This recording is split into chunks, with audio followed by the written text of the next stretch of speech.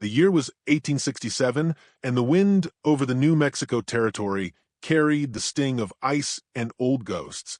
Elias Mercer heard it groan through the cracks of his lonely ranch house, pressing against the shutters like restless fingers. He sat by the fire, boots planted heavy on the floorboards, one hand around a tin cup of black coffee gone cold. It had been years since he had heard another soul speak within those walls, years since laughter had rolled out across the snow-dusted fields. Silence had become his companion, a silence so thick he sometimes imagined it had weight, pressing down on his shoulders like the war had done before. That night the silence shattered with the pounding of a fist against his door. Not a knock, too desperate for that. A hammering, wild and urgent, rattling the wood until the hinges quivered. Elias froze, every muscle gone taut. His Winchester leaned in the corner, and he reached for it instinctively, thumb grazing the worn stock. Who the hell would come to his place in such a storm? The pounding came again, weaker this time, followed by a hoarse cry. He lifted the rifle, heart thudding against his ribs, and approached the door. Snow blew in through the seams, glittering white against the dark. With his free hand, Elias drew back the iron latch and pulled the door open. A figure collapsed into the room, half frozen, bleeding, dragging the stench of gunpowder and iron. The man hit the floorboards with a thud that made the lantern swing overhead. Elias dropped back a step, rifle rising higher. The intruder was Apache. His dark hair was matted with sweat and blood, his chest soaked red beneath a torn buckskin shirt. In one hand he still clutched a rifle, the barrel scraping wood as he tried to lift it, but his strength failed him. Elias's jaw tightened. He had fought men like this before, on battlefields, in ambushes, during raids that had taken everything from him. For a heartbeat, the old rage stirred, the memory of his wife's scream, the smoke curling over his homestead years back, his life split into before and after. He could shut the door now. Let the man bleed out in the snow. Safer that way. Cleaner. The Apache groaned, eyes fluttering open. They were not wild, not filled with the fire Elias expected.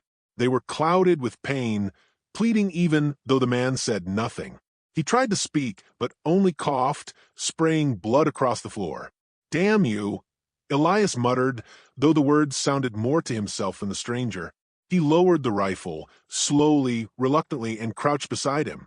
The man's body was burning hot with fever despite the cold clinging to his skin.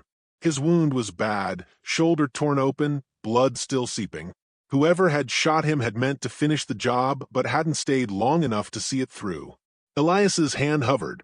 To help him was to invite trouble. The neighbors would spit his name for harboring one of their enemies. The raiders or soldiers who had done this might follow, and then what? A single man against a dozen rifles?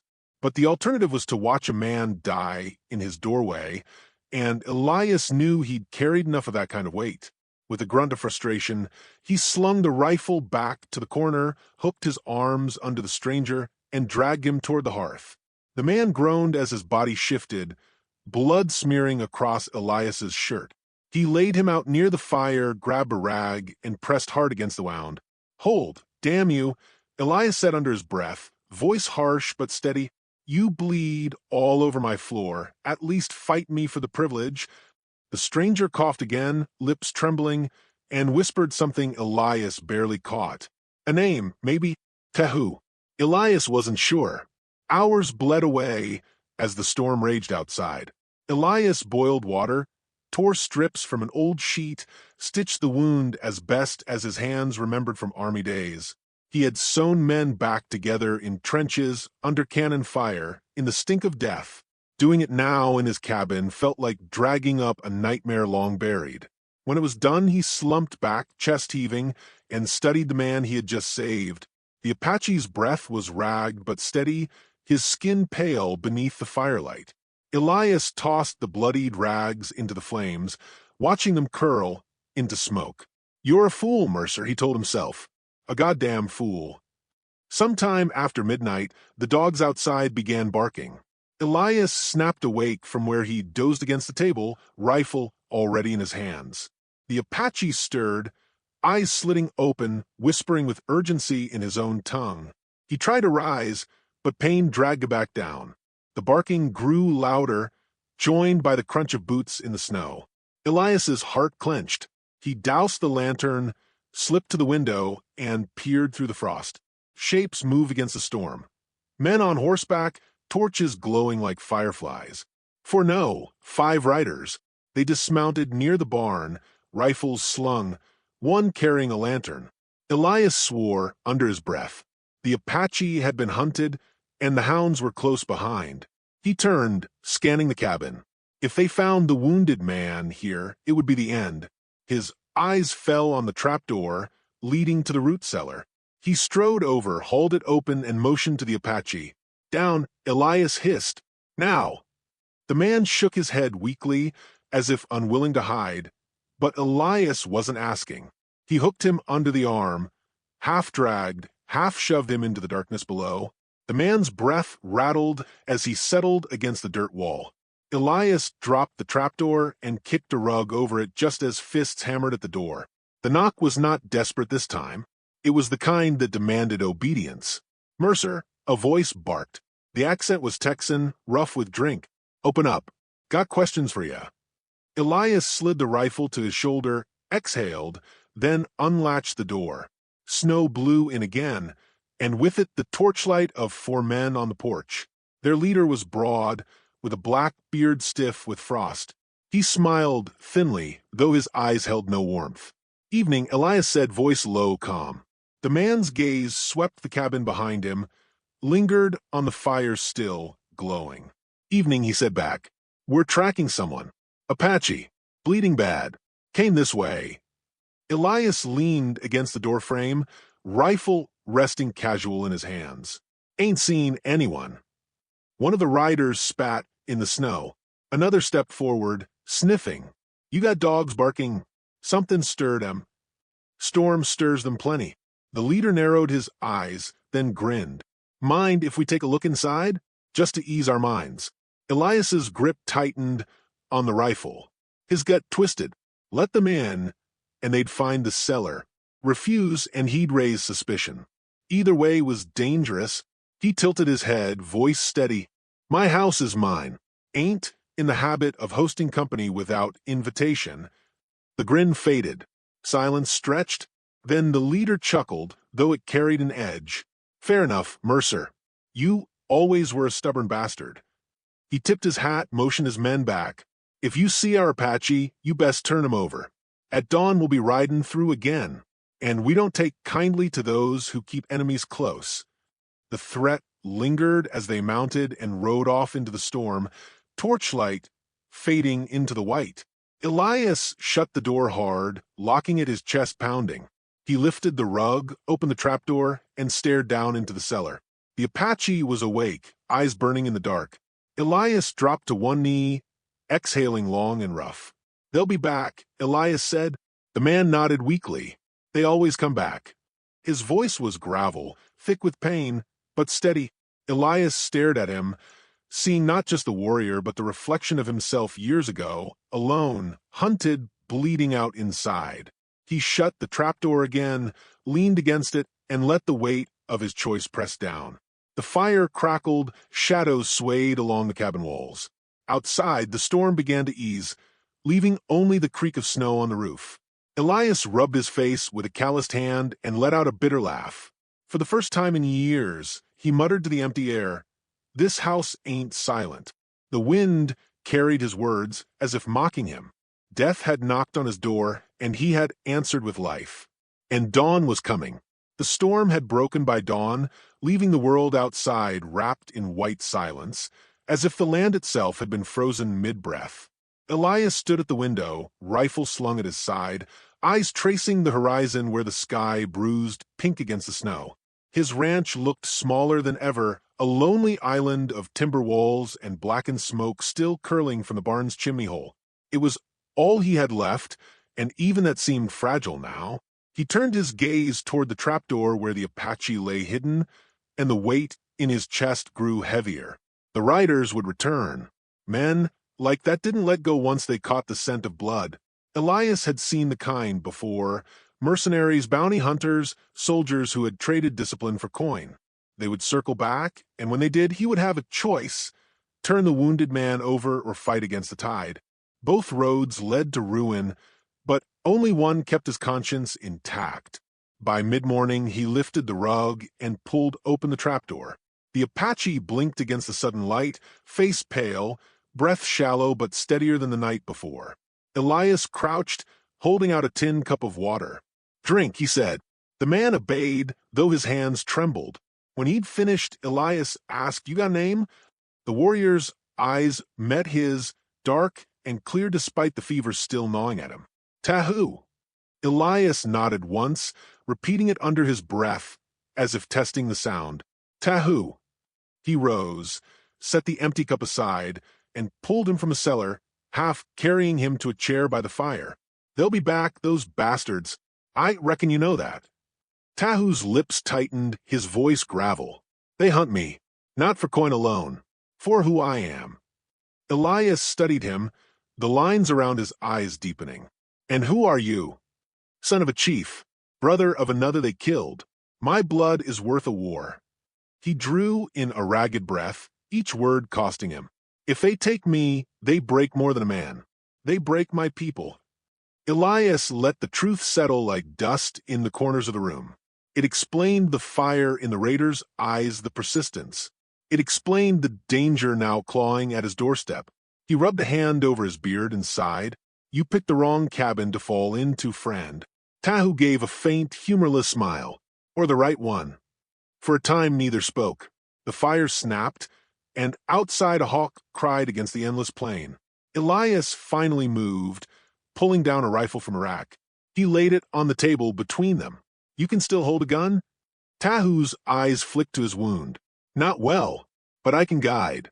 Teach you what my people do when outnumbered." And so, as the pale day stretched toward evening, they worked. Elias patched holes in the cabin walls, set planks across broken shutters, and stacked crates where they could serve as barricades. Tahu, the weak, pointed out flaws Elias hadn't seen: the line of sight from a barn to the window, the gap under the corral fence where men might crawl unseen. His mind was sharp, a soldier's mind, different from the guerrilla raids Elias once imagined. They were building not just defense, but strategy. When Elias paused to wipe sweat from his brow, Tahu said quietly, "You lost someone." The words pierced like a blade. Elias stiffened, jaw clenched. "Why would you say that?" "I see it in your eyes. A man does not live alone with ghosts unless he carries grief heavier than himself." Elias wanted to snap back, to shut him down, but the truth sat too close to the surface. He stared at the snow outside, the endless horizon that had never filled the emptiness inside. Finally he spoke, voice rough. "My wife, 2 winters back. He stopped, swallowing hard. Raiders came, took everything I had worth holding, left me with silence." Tahu listened, eyes steady, offering no false comfort, no pity. Instead he nodded, slow and solemn. "My brother fell last summer. Same men who ride now. They cut him down like an animal. I swore to my people I would bring vengeance, but vengeance cut me instead. Only reason I still breathe is because of you." Elias's hands tightened into fists. In that moment he felt a bond deeper than words. 2 men carved hollow by loss, forced together by chance. The thought of handing Tahu over shriveled inside him. Whatever these mercenaries wanted, Elias knew now he would not give it. By dusk the horizon darkened with more than shadows. Elias stepped outside, breath clouding in the frigid air. From the tree-lean to the east, torchlight flickered. Figures moved, horsemen more than before. He counted a dozen. The mercenaries had gathered strength. He returned inside. "They're here." Tahu forced himself upright, gripping the rifle Elias had given him. His body trembled, but his eyes burned steady. "Then we hold." The first shot cracked the night, splintering wood from the cabin wall. Elias shoved Tahu to the floor and dove for cover as gunfire erupted. Windows shattered, glass raining across the floor. Horses screamed in the yard, hooves drumming as the raiders circled. Elias returned fire from the window, shots ringing sharp. each muzzle flash lighting the storm-dark world. He dropped one rider clean from his saddle, saw another stagger with a cry. Smoke filled the cabin, acrid and choking. Tahu crawled to the other side, propping the rifle against the table. His wounded arm shook, but he steadied himself with sheer will. He fired once, twice, each shot echoing. A mercenary spun from his horse, crashing into the snow. Bullets tore through the walls. Elias ducked, cursing, and reloaded. The barn caught fire, flames leaping high, throwing wild shadows across the yard. Sparks rained down, carried by the wind. Elias's heart lurched. The barn meant his livelihood, his cattle, his future. But there was no saving it now. He fought on, side by side with the man he should have left for dead, until at last the raiders pulled back, dragging their wounded, leaving two bodies in the snow. Their leader's voice carried sharp and furious across the field. "We'll finish it tomorrow. You can't hold forever, Mercer." Then they were gone, torches dwindling into the night. Only the barn burned, crackling as the roof caved, the smell of scorched wood thick on the wind. Elias lowered his rifle, chest heaving, sweat freezing against his skin. Inside, Tahu slumped against the wall, face pale, breath ragged. Yet his eyes glimmered with a fierce pride. "We stood," he whispered. Elias staggered to him, pressing a hand to his shoulder. But it cost me dear." He turned to the window, watching the barn collapse in on itself. The flames licked higher, illuminating the fields where cattle scattered into the dark. His life's work was gone in one night. Grief surged, raw and bitter, twisting his insides. For years he had built, brick by brick, fence by fence, trying to patch the hole left by his wife's death. And now, in a heartbeat, it was ash. He clenched his fists, teeth grinding, fighting the urge to scream. Tahu's voice cut through the despair, quiet but steady. "What you saved tonight is worth more than walls or herds." Elias turned, eyes blazing. "Worth more? That barn was my life." "No." Tahu shook his head, grimacing as pain lanced through him. "Life is not in wood or beasts. Life is here." He tapped his chest with trembling fingers. "You saved a man. You save hope. That cannot be burned." Elias stared at him, fury warring with grief. Yet beneath it, he knew the truth of the words. He had chosen humanity, and though it had cost him dearly, there was no turning back. They sat in silence, the crackle of the dying barn fire echoing through the night. Outside, the wind shifted, carrying the faint sound of horses far away, regrouping, waiting. Elias knew the mercenaries would not stop. They would come again, and next time they would come harder. He leaned his head back against the wall, eyes closing. His body ached, his soul heavier still. But somewhere in the ashes of all he had lost, a spark glimmered, the spark of something larger than himself. When he opened his eyes again, dawn was only hours away. The fire wasn't just in the barn. It was riding straight toward them. The night stretched long, broken only by the hiss of embers where the barn had stood and the restless stomp of Elias's few remaining horses in the corral. He sat with his back to the cabin wall, rifle across his lap, eyes heavy but unblinking. Every creak of timber made him tense. Every gust of wind made him think of boots crunching snow, of shadows creeping closer.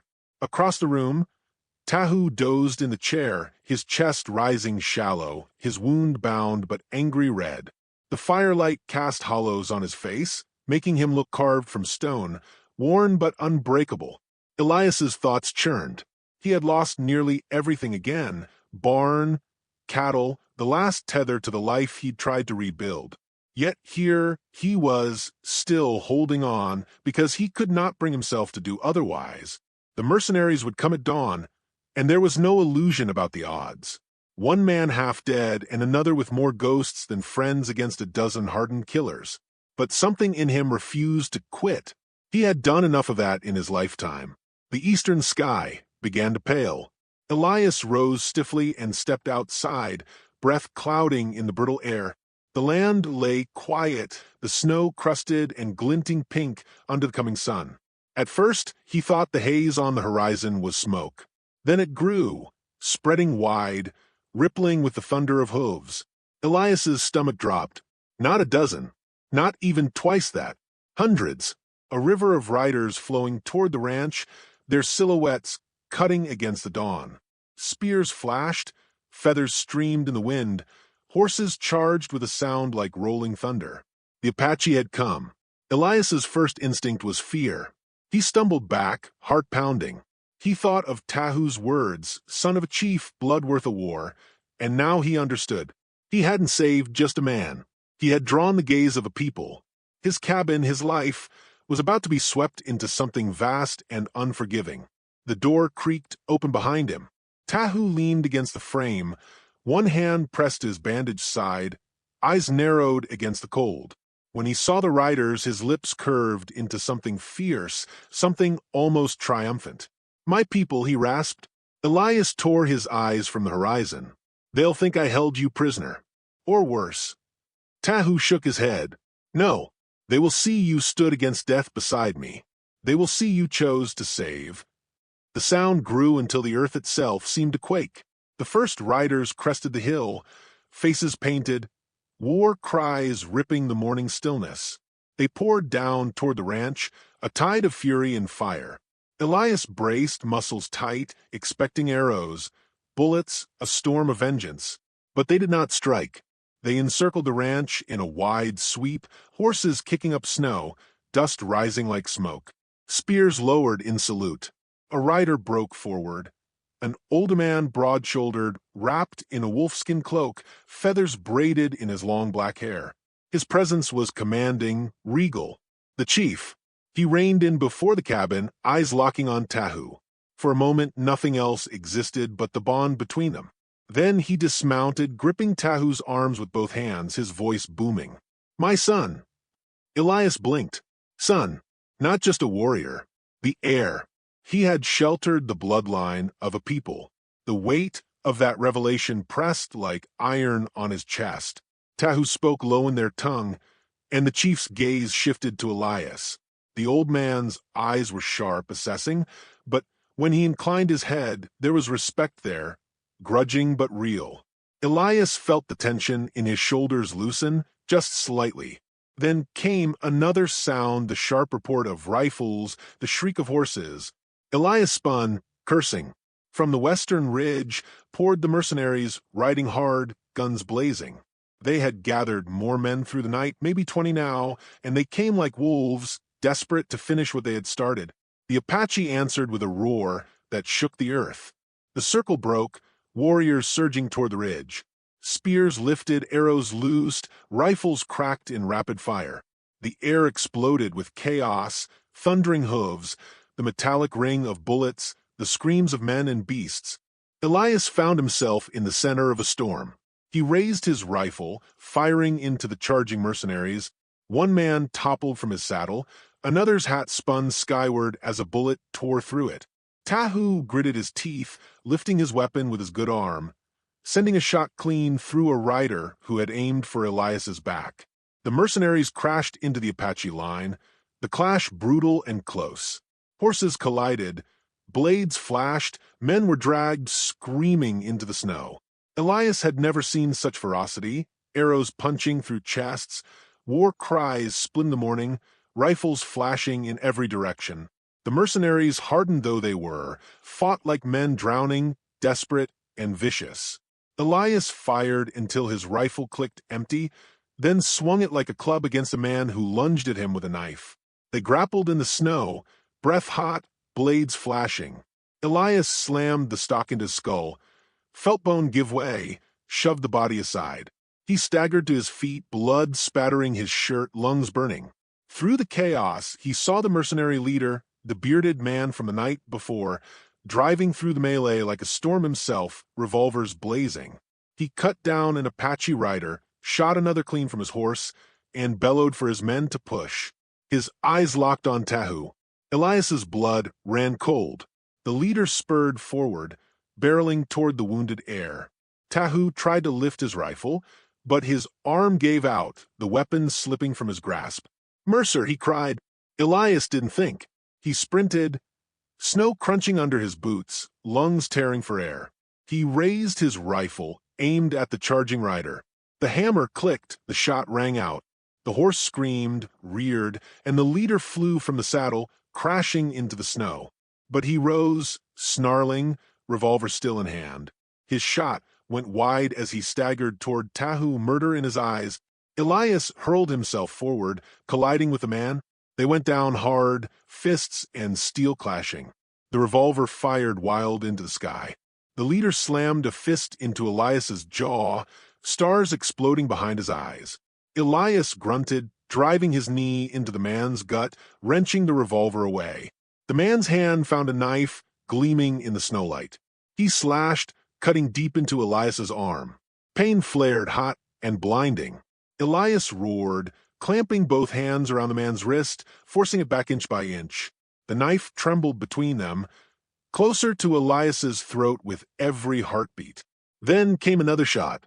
The leader stiffened, eyes wide, blood blooming from his chest. He crumpled, falling limp against Elias. Behind him stood Tahu, rifle still smoking, face pale, but set with grim resolve. For a moment the battlefield stilled. The mercenary leader lay dead, his men faltering, fear rippling through their ranks. The Apache pressed the advantage, sweeping forward with renewed fury. One by one, the mercenaries broke, some cut down, others fleeing into the hills. Their shouts faded with the dawn until only silence and smoke remained. Elias staggered to his feet, blood running down his arm, chest heaving. Around him the field was littered with bodies, the snow stained red. The barn was ash, the corral broken, the fences splintered. His ranch lay in ruins. Yet he still stood. Tahu approached, leaning heavily on his rifle. His father, the chief, came beside him, laying a hand on his son's shoulder with fierce pride. Then his gaze settled on Elias once more. The old man's words were low, translated haltingly by Tahu, but their meaning struck deep. You are no longer alone. You are bound to us now. If you call, we will ride. Elias's throat tightened. He looked at the wreckage of his life, the ashes of his barn, the blood soaking the earth, and then at the faces of the warriors around him. Men who had no reason to spare him, but now called him brother. He had saved one life, and in return had been given hundreds. The Apache gathered their dead, mounted their horses, and began to ride back into the horizon, their chants rising like wind through the canyons. Tahu lingered a moment longer, gripping Elias's hand with surprising strength. You shared shelter when death was at the door, he said. Remember this day. You are not forgotten. Then he too rode off, leaving Elias alone in the silence. The sun climbed higher, throwing gold across the ruined ranch. Elias sank to his knees, staring at the land he had fought for, bled for, lost and reclaimed in the strangest way. His arm throbbed, his body ached, but somewhere deep inside, the emptiness had shifted. The silence he had lived with so long no longer seemed like a burden. It was filled now with echoes of hoofbeats, with the memory of voices, with the promise of kinship beyond blood. For the first time in years, Elias Mercer did not feel alone.